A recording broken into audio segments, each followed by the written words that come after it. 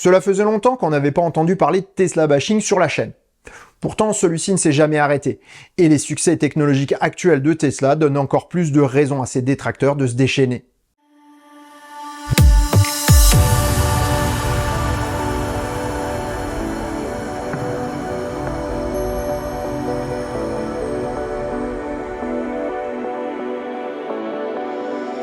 Si ça te plaît, mets un pouce vers le haut et commente. Si ça te plaît beaucoup, abonne-toi. Et si ça te plaît vraiment beaucoup, dis-le partout. Merci. Le 26 octobre dernier, les médias américains annoncent que la conduite autonome Tesla fait l'objet d'une enquête criminelle par le département américain de la justice. Ces derniers mois, sous la pression des politiques, régulateurs et certains médias, le bashing contre le FSD de Tesla s'est organisé et renforcé. Mais que reproche-t-on à Tesla ? Eh bien, d'avoir fait des promesses non tenues. L'enquête est ouverte en raison d'allégations voulant prouver que le FSD Tesla ne fonctionne pas et que l'appellation elle-même est mensongère. Alors qu'on parle de crime dans les gros titres pour faire monter les clics, c'est juste une enquête sur une supposée publicité mensongère. Mais bon, présenté comme ça paye moins visiblement et ça impacte moins.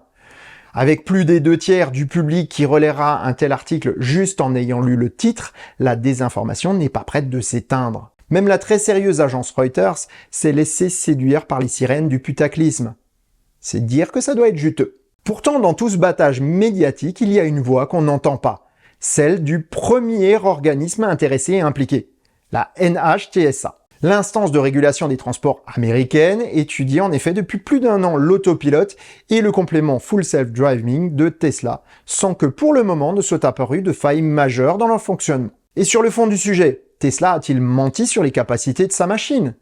Eh bien, les utilisateurs du FSD ont déjà répondu sur les réseaux sociaux en postant des centaines de vidéos du fonctionnement actuel du FSD, démontrant que ceux qui sont à l'origine de cette information judiciaire sont soit mal informés, soit de parti pris pour faire du tort à Tesla afin de protéger leurs propres intérêts et ceux de leurs amis. Lorsqu'on s'attaque au plus grand commerce mondial, à ses pratiques au mieux douteuses et au pire criminelles, il est logique de se voir attaquer de toutes parts. Entre pétroliers, constructeurs automobiles et réseaux de distribution, ce sont des centaines de strates de parasites qui vivent de chaque litre d'essence que nous consommons, de chaque once d'huile changée dans nos moteurs et de chaque nouvelle voiture remplacée par l'obsolescence programmée de sa conception. Tesla a mis un grand coup de pied dans cette fourmilière et bien d'autres suivent le même chemin. Cela a pris une réelle ampleur. Imaginez si ça dérange! Entre les startups américaines et chinoises, les constructeurs traditionnels ont fort à faire pour convaincre leurs clients de rester chez eux. Ils y sont bien aidés par toutes les fake news financées par l'industrie pétrolière, mais au final, c'est nous, les consommateurs, qui aurons le dernier mot. S'informer correctement avant d'acheter devrait être une évidence, plutôt que de se faire une opinion sur la base de simples titres ou de surlignage en gras de certains arguments chocs, bien souvent sortis de leur contexte par des journalistes bien peu scrupuleux. En faisant cela, on finance les entreprises qui soutiennent nos convictions et orientent le monde vers un futur qui nous inspire.